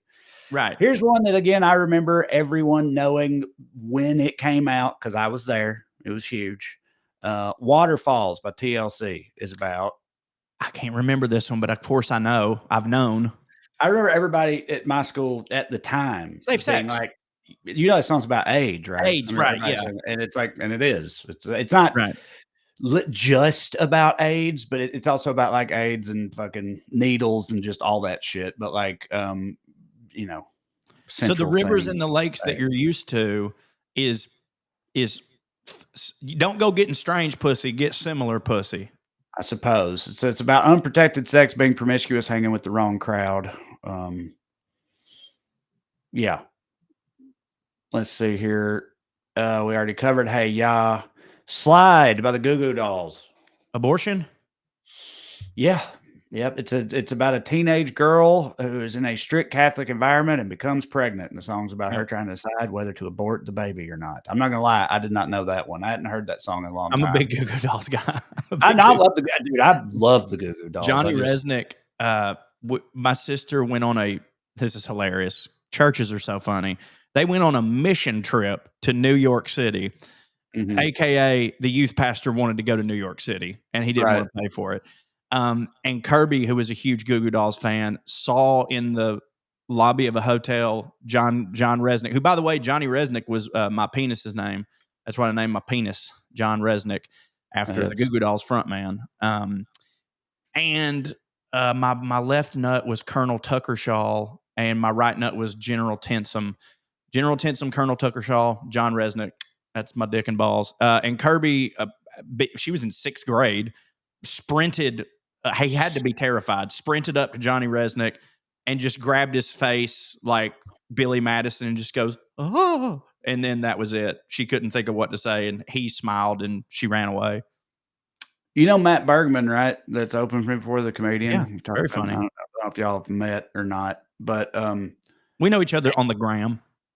He's boys with the Goo Goo Dolls. Really? Matt Bergman is he's a Buffalonian, and the Goo Goo Dolls are from Buffalo, and he's known them for years. He opens for them sometimes. That's awesome. He's like friends with them. Yeah, so you might be able to probably get you Goo Goo Dolls tickets or something. Dude, maybe please text him. I would love that. I mean, I'll pay and stuff, but no, I won't if he can get it hooked up. Have you ever seen that video of them? I can't remember what festival it was, but they were doing what's that song? it wasn't Slide. It was their other like massive hit. Iris. That's It definitely was their biggest yeah, it song was by a because that lot. was in City of Angels and Angels. City of Angels. Yeah, they were doing that, and it was like full on like torrential. Torrential is that how you say it? Yeah, downpour, Downpour, torrential downpour. I have seen that. bro, But I dude. know exactly John what you're talking about. Resnick. It's You wild. can't. I mean, I know that their music is not what you think of when you think of rock, but him with that long hair and the black shirt and playing guitar in the rain, it's hard to look more Makes you fucking rock gay. star. Yeah, Yeah. I'm gay. I'm gay. Yes. Yeah. No, I know. Just that. I mean, that song. What say what you will. Broadway's like my favorite of theirs. Absolute banger. That's a good Yeah. one. I like Name is a good Oh, one. Name is Black haunting. Balloon. Black Balloon's a good one as well. All right. Let's see. There's only a couple left. This one also pisses me off. Swimming Pools (parentheses) Drank by Yeah. Kendrick Lamar. Right. It's a commentary on money and how it's stupid. Well, and also just alcoholism. Alcohol and yeah. Like it's like this article says That's his whole thing. It's easy to believe Swimming Pools is a pro drinking anthem. It's like, no, it isn't. Right. What the fuck are you talking about? Like, are people really like? I don't know. People do be dumb. Like, do most people hear that song and not get that it's definitely an anti-drinking song? Right. Like, no, because they just hear "pull up, drink." Yeah, they're just. I mean, yeah, they just pull it up, drinking. I think rap unfortunately falls victim to that a lot. Whereas like there are songs like where people really it's like some people love music, but they don't love songs, but they don't know the difference. Like when you hear "Born in the USA," their brain only clicks in for the chorus. Like that's it. Their brain only because they're talking with their friends. They're doing "Born in the US." So if you only pay attention to that part, I can see why maybe you would just your whole life believe it was a patriotic song. Again, this is provided you don't listen to a single other fucking word but the chorus. But I think rap, because a lot of people do just like rap for the beats and the vibe, I definitely think they're more susceptible to that when they try to sneak one in. Here's one that's fitting there, but it's, again, this one has a major caveat to me, which is obvious, and that's that it's not in English. Macarena by Los Del Rio. Yeah. You know what that's actually about? Cartel. Again, I feel like you can't blame anybody in America, No. even being a huge phenomenon at the time. It's in a different language, so how could they possibly know? Yeah, what like it's about? 99 Luftballons, the same thing.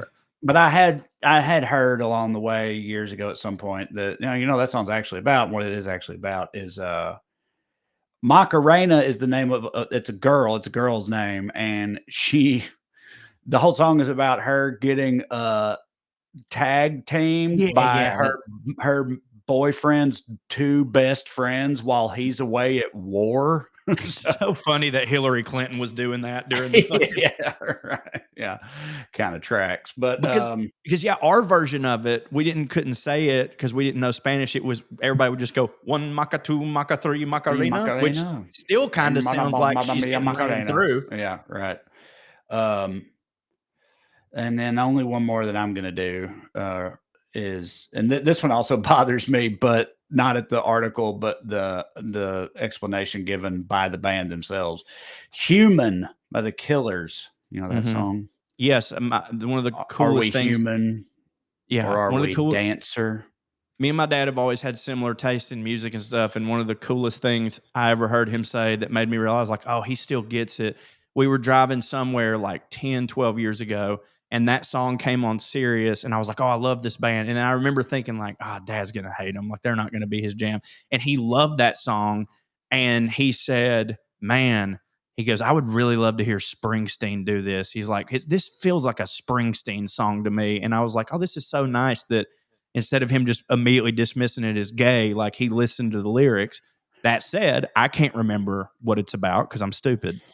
Well, again, this doesn't really. Okay, so it basically sets up, which is true. It's like that song does hit, but it goes, are we human or are we dancer? Right. Dancer, not dancers. And dancer, singular. Yeah. And it just sets up that like people were confused by that. Like, what the fuck does that mean? Which it's me. I'm people. I was always confused because the song hits me, but I never got it. So apparently, in our interview with Rolling Stone, Brandon Flowers was asked about that, and this is the direct quote. He goes, "It's a dance song that goes with the chorus. If you can't put that together, you're an idiot. I just don't understand why there's any confusion about it." I love that. But but he's it wrong. is confusing. Yeah, right. Right. Like, what do you mean? Like, Yeah. that is a confusing line, dude. You're just Right. like, what fuck? We don't say dancer. It just hits, you know? Right. Fucking whatever. It does hit. It does hit, yeah. He's not wrong about that. But anyway, that's it. I mean, there's some others on there, but they're not even worth mentioning, some of them, and then other ones are not songs that I know. The two, I think I've mentioned this before. Maybe I said this last time, which is what made me even look this up. I think maybe it is, or I've at least mentioned it on here before. But I had an elective class in college. I was a psychology major that was called the Psychology of Music. And it was taught by a TA guy, like a graduate assistant. So this dude I was 20 and this guy was 23 or whatever, 22, 23, but he was teaching the class. And I think he just said a lot of things, or like things that he thought, you know. But this one I've since looked up, and it's definitely a thing that it's at least been a rumor or whatever, but I don't know that it's ever been confirmed. But it's a thing that people say. But I got this from that class. That guy told us that "Man in the Box" by Alice in Chains is about veal. Yeah, you told me that because of this story. Yeah, that don't hit for me. Right, and again, I don't want to think about that. And then it kind of tracks. It's one of those things where it's like, if you think that and listen to it, you can, you could see it. But then well, there was another one that I tried to find the other day, but I couldn't find it, and it was like, I think it was what's that song? Is it a Santana song with a chick that's like a little bit of that, a little bit of this? With Michelle Branch. A little bit of this, a little bit of that. Started with a kiss, and now we're up to Bat, right? That's right. Yeah. Bat's the wiener. And it's about Bat is the wiener, right? Anyway, that's what he said. It's about like sex, not just sex, but like rough sex specifically. Yeah. Bat's the wiener. Dude, Santana. Knocking down the door of your candy store or something like that, or lyrics in that song. But anyway. Dude, Santana a wildcat. Yeah, he is. Yeah, he just shreds guitar and gets other people that hit at other things to come and hit with him, and they do. But he did have obviously his own hits in the 70s and stuff, and then it's like he's like as far as you can, like, because he's almost like a session musicianist in a way, in that people, like, obviously he's not. I mean, I'm certain he has done a bunch of studio work, but like he don't have to have his own hit. People just be like, we need this song to be kicked up a notch. Have Santana come do this. I'm surprised that Slash hadn't got more of that. I mean, I know he's done. Yeah, another thing that Santana does. Well, you just said we need this song to hit hard. Have Santana. He does do that, but like that song with Michelle Branch and like "Smooth" with Rob Thomas, that was Santana making an album, right? And it was him bringing people in, and be like, "Hey, you come and sing this song for my album." It wasn't the other way around. And you told me years ago on Well Read that they were working on "Smooth" too. That's what you told us. And I don't know what happened. Did that ever come out? No, dude. I'm Smooth still 2 got locked in development hell. That's I'm still waiting on Boats 3. So I don't know what the hell's going on. But I think on that same episode we mentioned that is the number 2 selling single of all time, behind only Mac the Knife, or it might have surpassed Mac the Knife. But like, I'm now thinking back on it, that was the first. So the first album I bought with my own money was "Stunt" by the Bare Naked Ladies. In that same purchase, the first single, because back in the day you could still buy singles like a CD with just 2 songs on it, and it was $1. And I got Santana and Rob Thomas "Smooth" because that song, it went and it still goes. Yes, it does. But yeah, you're right. So okay. Is Mac the Knife number 1? He does do the other thing too. No, I was looking because so the Citizen Cope has that song "Sideways," right? Love and it. It's like it's also, I love that song too. He wrote that song, and it's a Citizen Cope song, and there's a version of it that's just him, but there's also a version where it's like, what if Santana shreds throughout this existing song, and it's It's better. So much better. So It's much better. awesome. But like, which, no shit. Yeah. But That'd be true on anything. yeah, but so I'm looking it up, but it's like everything I just said about it is true, but apparently somehow like he wrote it, but it was on Santana's album before it was even on his album. The version without Santana was put on his album later, but on Santana's album, the Santana version Well, that's a was there. letdown. Yeah, That's not right. the order you want that Well, to I don't happen. think he probably couldn't, Right. like he I know. probably didn't have the option of. Yeah, I'm sure it wasn't on purpose, but that's still not the order you want, Yeah, that's the same album that has "Game of Love," the Michelle Branch song. Dude, I'm telling you, man. He did one with Chad Kroeger of Nickelback. Yeah, that was on it was on some. It was for Why a don't movie. you and I? Why don't you and I get together? We'll tell Yeah, all the world and get that's better it. forever. That right Heads will there. win. That's one of those. Oh shit, I forgot about that song. I love that song, for me, bro. Not for us to get all Shane Torres, but like I've long been a Nickelback apologist and defender. Yeah, me too. Like, yeah, okay, I get it. Sure, they put out a bunch of stuff that don't hit for. I say it don't hit for a lot of people. Actually, that's the opposite. It does hit for everybody. It's just that people, and I think Torres mentioned them in this. It's like people have decided that hating Nickelback is a personality that one can have, and I don't have that personality, nor do I want that to be my personality. Because they seem like good dudes. They're Canucks. They put out some songs in my formative years.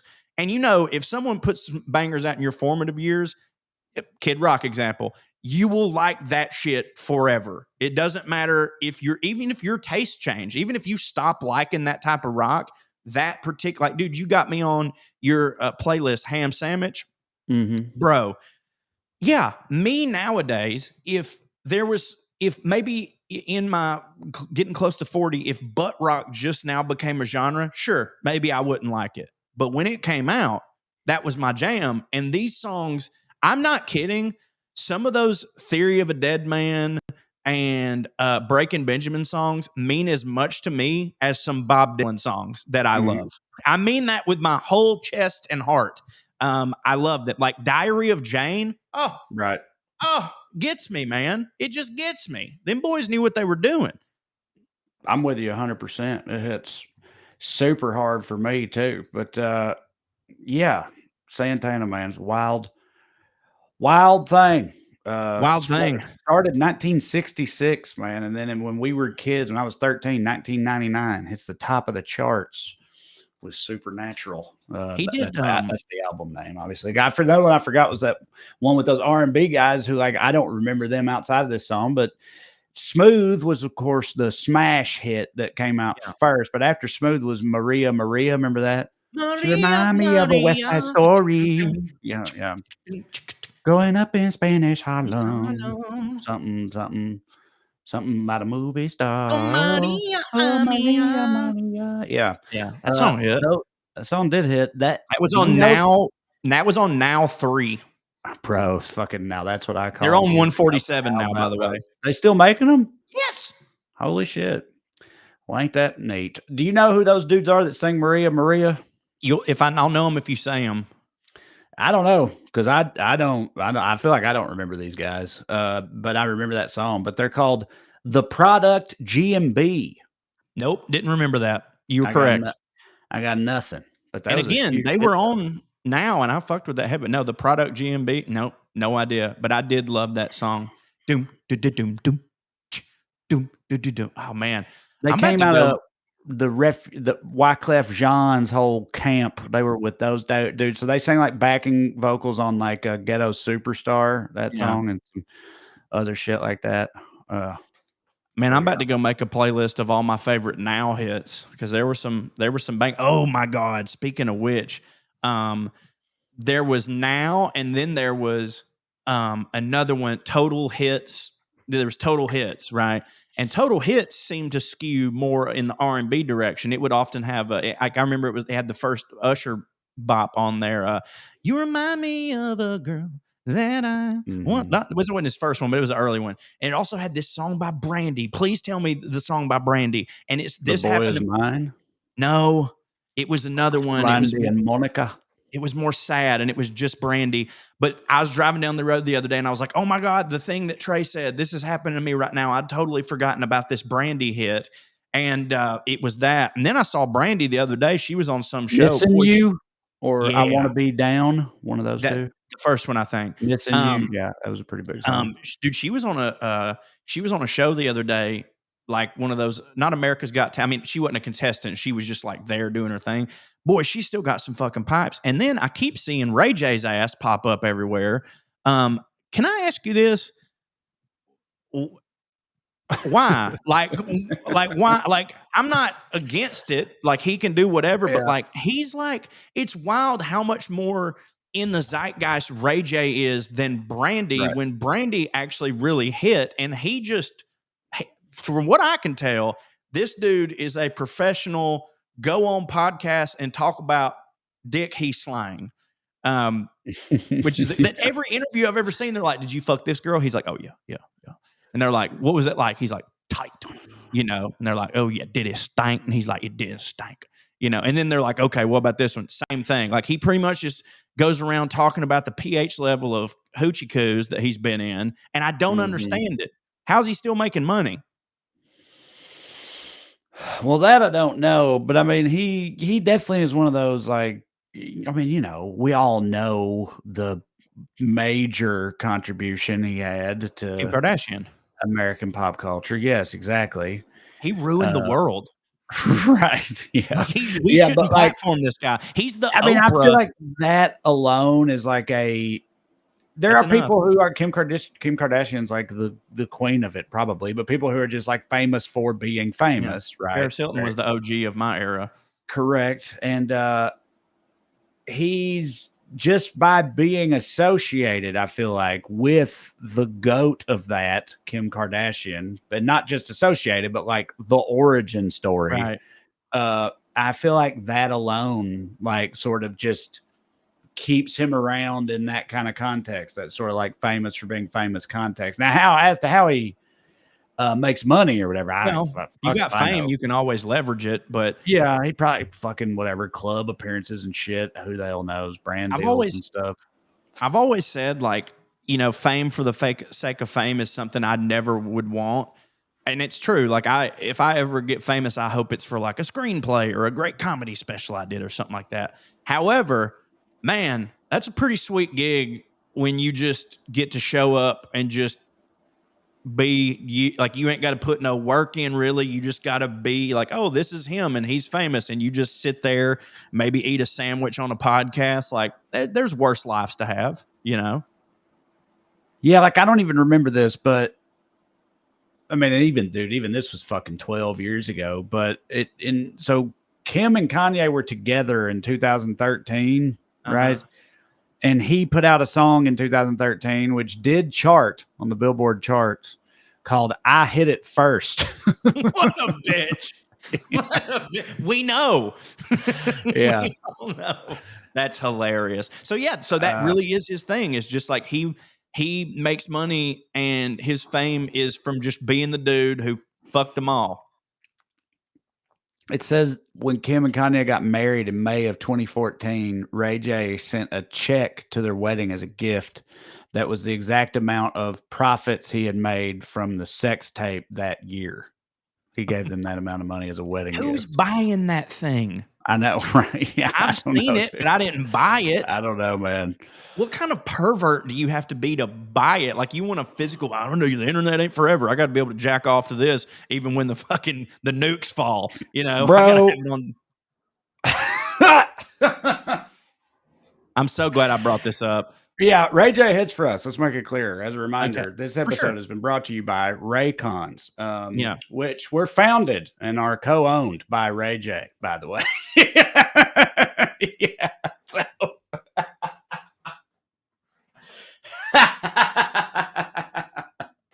I mean, look, obviously I didn't know that either, or I wouldn't have let you get into all that in the first place. But yeah, that's true. So there you go. I mean, The they're man makes doing some pretty good well. They are a product. good I can product. see Yeah, why he's making so much money. I don't know why I slept on this guy. A it's a business. good product, It's a great product. I've said it a million times. Wow. And of course, Raycon, duh. Right. It's right there in the I name. say, Yeah. I say duh.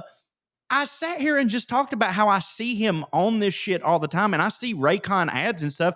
I've never once seen him in a Raycon ad, and I would have remembered because we're sponsored by them, and also I genuinely like them. Like they're Yeah. one of the sponsors that I went for because I saw like they sponsored Bert and them, and I was like, I want to try these out. Wow. Okay. Well, there you go. There we go. I think we should end on that note. I mean, we Personally, have you to. can do, yeah, you Air, can do airmail or whatever airmail. if you want, but yeah. Here we go. This is from our friend Allison, who, like I said, gave me access to her Plex account, and I'm currently running through just some super great old movies. I'm gonna start doing a little 5-minute segment each week where I talk about some pre 1940s movie that I saw. Her question is. Subject line is Oklahoma part of the South. I'm catching up on old episodes and listening to an episode from January where you and Trae debate whether Oklahoma is part of the South.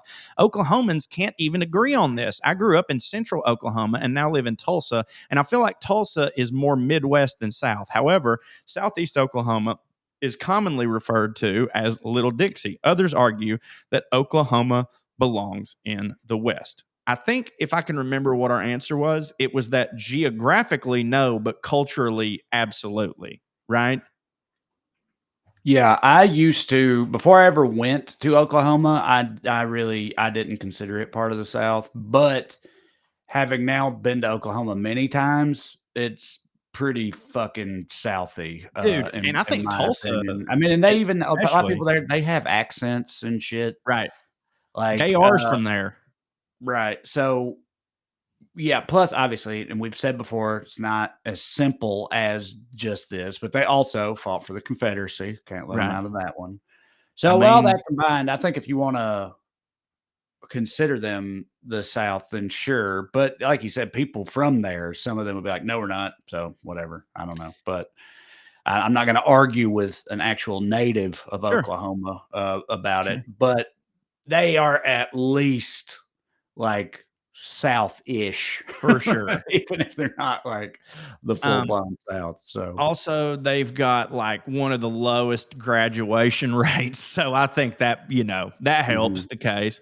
If Mississippi's beating you on anything, you're the South so, officially. dude, on that note, do you know, and I know this is tough for any of the rest of us from any other southern state to hear, but do you know that Mississippi has like fully, completely turned it around in terms of education and is Really? Good for now them. and is now ranked like in the top 10 or something Well, like that? hey, I'm happy Yeah. to hear it because I listen. They've always True. been the butt of the joke, and we say Right, this at in the least we're South, not Mississippi, or thank right? God for Right. Mississippi. That's, And makes used the to rest of us look Mississippi good. That's what we say. Mississippi would say it about Alabama because everybody's got to have their one, But I'm glad because I love the people of Mississippi. I love this. I love everything Mississippi's got going on, except for some of their backwards ass ways. But if you take that away, then hell, that and they got Joey Freshwater there, man. Like shit, Mississippi's hitting. Yeah, they, they have made significant gains on the National Assessment of Educational Progress, which I guess is the standard for those rankings we always hear about, 48th in education or whatever. I'm assuming that's that. And Mississippi has moved from near the bottom to among the very best, with its low income students now outperforming those in many other states. Hey, so yeah. see, South hits, y'all. Subject line: child actor insanity. Sup, boys? Zach from West Virginia here, or West Georgia here. Since I just heard about the baby in a horse stampede through y'all, I looked it up. The director made sure the mother was offset and told her that the child would be in a wagon during the scene. Another into the Hilarious. pile of absolutely insane things that can or could never happen today without at least 5 people being personally executed by studio executives via firing squad. Hope y'all have a lovely day. Yeah, that's hilarious. But it also, because I had mentioned, I was like, God, can you imagine how big of a bitch you'd have to be to let your, but so they lied to the woman. So that Right. makes me like her more, I obviously. mean, Yeah, sure. You still like just being like, Right. "Oh, sounds good. I'll see you in 12 hours," Right. "Here's my baby." Baby. You Yeah. know, "Here's my baby. I believe you. Bye," for a long time is, still not great. But Right. yeah, you're right. The fact that they lied to her, makes it a little bit more forgivable, I suppose. So we got one more here. You see that? Yeah, Okay. And then when I click on the email, it doesn't show the email. I still see the Okay, cool. milkshake. All right, here we go. I totally got it on the first try. Early 90s Australian microwave milkshakes. Good day, fellas. Your friendly local down under correspondent here. Hearing you talk about Tyra Brank's hot ice cream shop in Australia made me think of this wild product from the late 80s and early 90s here in Australia, which, as you can see on the screen, is a microwavable, of course, I've screwed up now, a microwavable milkshake. All right. And he says, I'm not sure if you had them up there in the States, but I remember them being essentially ice cream that you microwave for a minute or so. Then you had a milkshake. I'm pretty sure they were horrible for you. Well, yeah. But back then, everyone loved a microwave. Anyways, just a memory you guys unearthed for me. Stay fancy, Adam. P.S. A little while ago, you played a clip of one of our politicians, Bob Catter, I think, who switched from gay marriage to crocodile death in an interview. The man is a nutcase. He has dressed up as a pig in Parliament, threatened to punch a Channel 9 news reporter, labeling the journalist racist for asking a question about his Lebanese heritage, which he felt was an attack on his family history. He suggested training school students to use rifles to curb youth violence, produced a knife in a TV interview in a Crocodile Dundee moment, and even pelted the Beatles with rotten eggs when they toured here in the 60s. Maybe a future episode is nutbag politicians from around the world. Certainly Not a that bad one. That's idea. That guy's great. name is Bob Catter. Bob Catter. Isn't that Bob. great? Yeah, that's nominative determinism right there, Yeah, dude. he's a Of Bob course, he's a Catter. crazy motherfucker. Yeah. At first, because he was reminded of that by the Tyra Banks hot milkshake or Yeah. whatever thing, Yes. and we were like, "What the fuck is that?" So with that in mind, he brings that up, and I'm like, "Oh, so it's already a thing in Australia, so it's their fault, not her fault." But then when he described that, I That's mean, I not the totally same. get that. Like the Yeah, idea that but you like can just do it with it's ice cream. hard to have a milkshake at home if you don't have a Right. blender or whatever. So the idea that Comes in the the cup. idea of a product being like, this is too hard and frozen to suck through a straw. Right. But if you microwave this for exactly 25 seconds or whatever, it will be the perfect consistency of a milkshake Yeah. as opposed to a bowl of ice cream. That is totally reasonable. I bet it probably didn't Work as good. well as right. It Because wasn't. the I bet middle would be too thick. The outside would get because I'm with assuming the execution was not great, probably. But yes. the idea of that is like that's I totally can get behind that. So that's not that Yeah, weird. a lot of people don't understand that with the microwave, what you really need to do, like hypothetically, if you want to put a bowl of soup in and you're like, oh, it needs 3 minutes, what you should do is after a minute and a half, take it out, stir it, and then put it back in for the remaining minute and a half. Because a lot of times what happens, you have to, because a lot of times what happens is the outside will be boiling hot, and in the middle, you've got a nucleus of cold bullshit. So and you can do this. I've made milkshakes at home, like on the go, like, oh, I kind of want a milkshake, but I don't want to make one. I've scooped up ice cream in a cup and microwaved it for a second, but you still have to do that same thing. Take it out every 30 seconds, give it a stir, 30 seconds, give it a stir. Because if you just put it in there for 2 minutes, it's going to seem milkshakey around the outside, but you stick your straw in and it's just going to be a big blob of ice cream.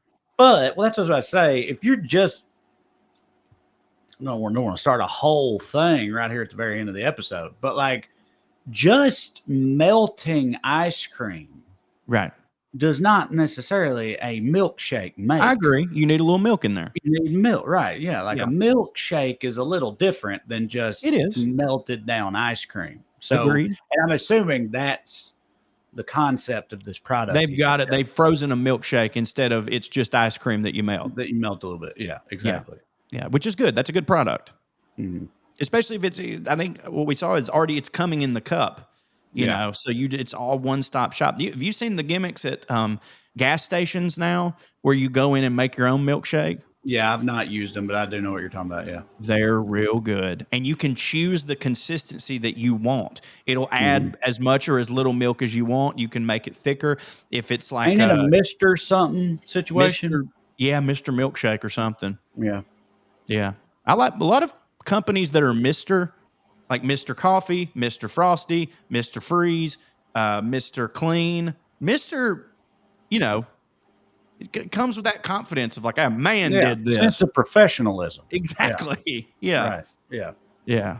Even though the Miss usually makes those, a Miss coffee is making the Mr. coffee. Hey, real quick, this has been on my mind because I see it a lot in like old school TV shows. It's like a trope where there's some guy will just be like, my wife just makes the worst coffee, and back in the day, I'm sure that their coffee making, it was different, but I've seen it in 90s stuff too, where it's like they have a coffee maker that you just put every, how can you make a good or bad one? Like, Right. as long as you're With just a putting in, standard drip coffee maker, you and can't burn it. It's coffee doing, grounds. Right. you don't set the timer. You just fucking click to the people. My wife Well, makes, what she you makes can real do good is coffee. How?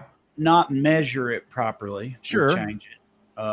So that could make it too strong, too bitter, too weak, any of those things. Or maybe they put eggshells in it because that's a thing. What? Yeah, you didn't know this? Some people save their eggshells and wash them out and put them in their coffee grounds because it reduces the bitterness, just like a pinch of salt will do. But yeah, eggshells in coffee is a thing. I don't know, but I'll tell you this: I've never been. I didn't even start drinking coffee until I was probably 30. I was with you. Yeah, and I fuck with coffee very regularly now, but I've never been a connoisseur remotely. I've always been like, whatever. I don't give a fuck. Folgers is fine. It don't matter to me. But Katie recently found a $1,000 espresso / cappuccino machine at a San Fernando Valley Goodwill for $25. God, she's the best, man. Katie rules at that. She bought it, brought it home, and immediately knowing she got it at a thrift store, I was like, so this doesn't work, right? Works like new. And fire. And it, dude, so fire. So fire. Yeah. I told her, I was like, this is the best find you've ever had. I was like, this thing fucking rock. Like, I would never, no fucking way would I spend $1,000 on a goddamn coffee maker. No. But now that I have a $1,000 coffee maker, you would again. She got for $25. I'm like, oh, I get it. I get it. Yeah, I get it. This thing is fucking sweet. Yeah. Like I would drink a cup of coffee that I made at home maybe once a week or something. But dude, now every single morning I have a cup of coffee because I'm making it with that thing. It makes a big difference. It's got, you put whole beans in the top. It grinds grinds it for you. That makes a huge difference on its own. It's got a milk heater / steamer / frother, all that shit.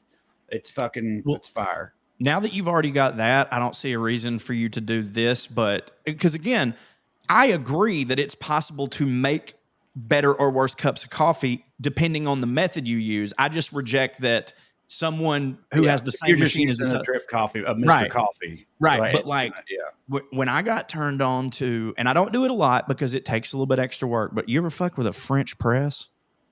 No, I mean, I've seen them and I've had coffee made with them. Oh, but boy. I think actually we did have one at one time, but never really fucked with it. It's light years better. And it's all about temperature because like the coffee maker, it just goes really, really hot. So oftentimes your coffee's going to taste a little burnt or whatever. But with the French press, you can control that. And oh boy, it really is something. Hey, you're going to love this. And then we'll leave, I swear. But we're talking about coffee. This is so me, but it's also, I'm like, well, whatever. They do it in Italy. So there's this Italian way of having coffee that I saw that some nonna or whatever was talking about that oftentimes they had when they were sick, but some people just prefer it. And I've been drinking my coffee like this and I might never go back. So what you do is you take an egg and you separate it just to get the yolk, right? You put the yolk at the bottom of the coffee cup. Then you take a spoonful of sugar or brown sugar, whatever sweetener that you want. Then you mix it up in there and make sort of like a slurry with that. Then you pour, when you get your coffee ready, you pour it on the back of the spoon so it sort of tempers and goes all around and isn't just one, you don't want to scramble the eggs. Yeah, right, exactly. Yeah. Stir it up in there, and it makes the creamiest without milk, without dairy free. So like if you're lactose intolerant or whatever, this is a way to get cream in your coffee without actual cream. And also you get the protein of an egg in there. Dude, it's obviously not so thick that you chew it, but there is that, it's like such viscosity to it, and it just feels whole, and it's amazing. And apparently it's a Italian thing, and I swear by it now. So give that a go with your new thing. My buddy that now lives in Denver that used to live in Nashville lived in like a hipstery part of Nashville, and there was a hipster coffee shop. Yes, Bain. One of the Bains. I know a few Bains, handful of Bains, including one who's a baby now. But there was a hipster coffee shop like right by his old place, and we would go there sometimes. And their like special thing was like coffee with an egg in it. They didn't explain the method or whatever. And I actually never even tried it because I was like younger and fucking gayer and dumber. I wouldn't have done it then. Less gay, actually. Less gay. More, like, what the fuck kind of fucking stupid shit is that? That's what I thought. But now I'm open to, especially the way you just described it. Oh, dude, it's awesome. It's great. But anyway, that'll do it. Where are you going to be? I'll be in Wisconsin. Oh. Milwaukee and Madison as of when this comes out. And then next weekend, Dallas. And then Largo in Los Angeles with some special guests. And then Oklahoma City, Fort Wayne, Indiana. And then at the very end of the year, right before Christmas, as always, Zany's in Nashville with Cho and Drew, well-read, home for the holidays. But I've already got a bunch of 2026 dates up and running too. They're all at TraeCrowder.com. Go to CoreyRyanForrester.com for all of my stuff. You can get my Patreon type website over there. My Substack is linked there where I write stuff. But also, you can get my Cameo on there. And for the whole month of November, I'm donating all the proceeds from my Cameo to food banks to help people who were, they've been cut off from their SNAP benefits because that's bullshit. So every single dollar is going to that. So if you want to go ahead and get your Christmas Cameo, do it. If you just want to buy one for yourself just to support the cause, do that too. I don't care, but it's all going to that. So be a nice cause, and you can get me to say stupid shit as the Buttercream Dream. So do that and stay fancy, motherfuckers.